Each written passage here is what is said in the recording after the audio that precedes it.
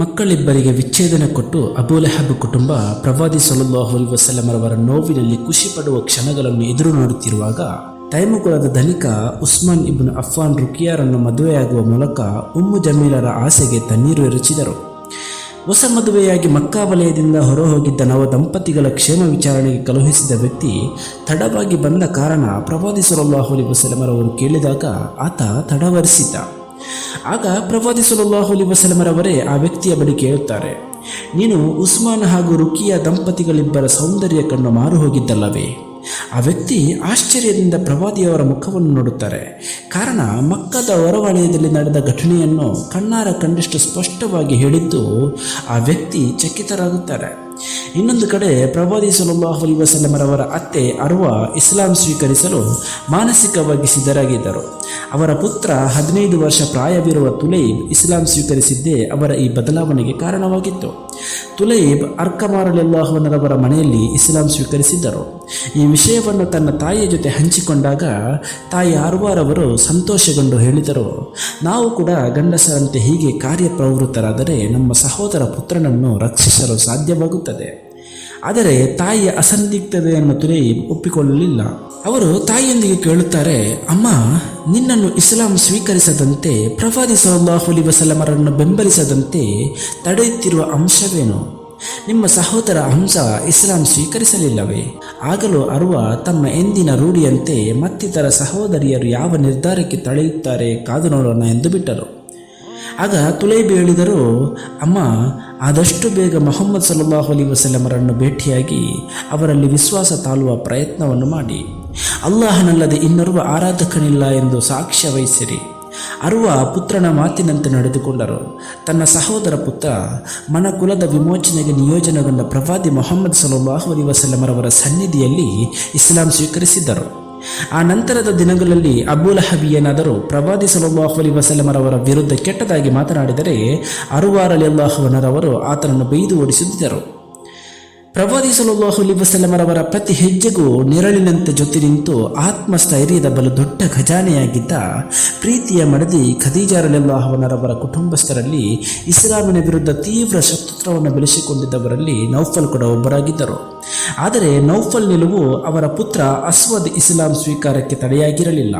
ತನ್ನ ಸಹೋದರ ಪುತ್ರನ ಇಸ್ಲಾಂ ಸ್ವೀಕಾರ ಖದೀಜಾ ರಲಿಯಲ್ಲಾಹು ಅನ್ಹರಲ್ಲಿ ಅತೀವ ಸಂತೋಷವನ್ನುಂಟು ಮಾಡಿತ್ತು. ಆದರೆ ಸಂಶುಕುಲದ ತನ್ನ ಪ್ರೀತಿಯ ಸಹೋದರ ಪುತ್ರ ಅಬುಲ್ ಆಸ್ ಇಸ್ಲಾಂ ಸ್ವೀಕರಿಸದಿರುವುದು ಅವರ ನಿರಾಶೆಗೆ ಕಾರಣವಾಗಿತ್ತು. ಅಬುಲ್ ಆಸ್ರ ಪತ್ನಿ ಝೈನಬಾ ರಲಿಯಲ್ಲಾಹು ಅನ್ಹರವರು ಪ್ರವಾದಿ ಸಲ್ಲಲ್ಲಾಹು ಅಲೈಹಿ ವಸಲ್ಲಂ ರವರ ಪುತ್ರಿ. ಅದಾಗಲೇ ಇಸ್ಲಾಂ ಸ್ವೀಕರಿಸಿದ್ದರು. ಆ ಕಾರಣದಿಂದ ಅವರಿಗೆ ವಿಚ್ಛೇದನ ನೀಡುವಂತೆ ಗೋತ್ರದ ಪ್ರಮುಖರ ಒತ್ತಡ ಹೆಚ್ಚಾಯಿತು.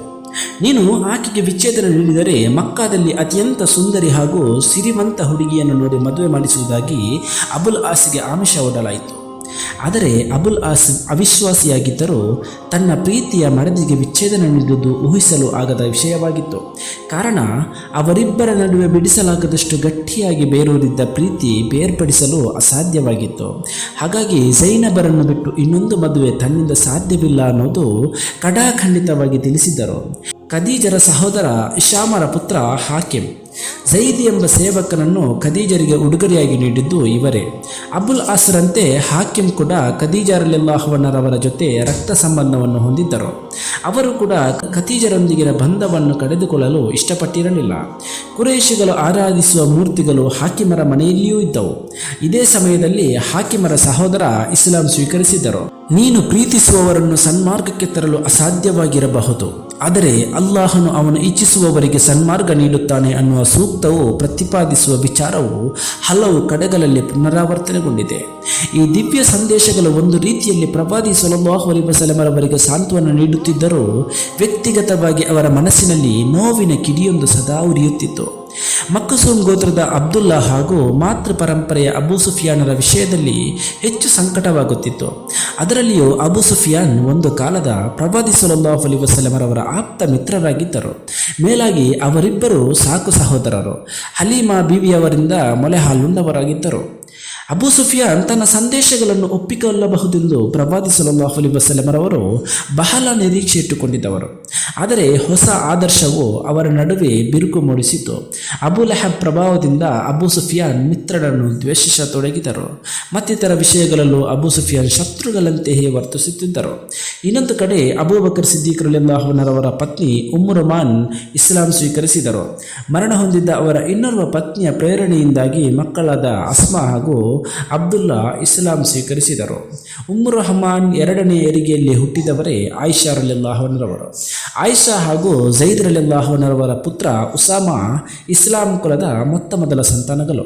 ಅಬೂಬಕರ್ ರಲಿಯಲ್ಲಾಹು ಅನ್ಹುರವರ ಮುಖಾಂತರ ಬಹಳಷ್ಟು ಜನ ಇಸ್ಲಾಂ ಸ್ವೀಕರಿಸಿದರೂ ಅವರ ಹಿರಿಯ ಪುತ್ರ ಮಾತ್ರ ಅವಿಶ್ವಾಸಿಯಾಗಿಯೇ ಉಳಿದಿದ್ದರು.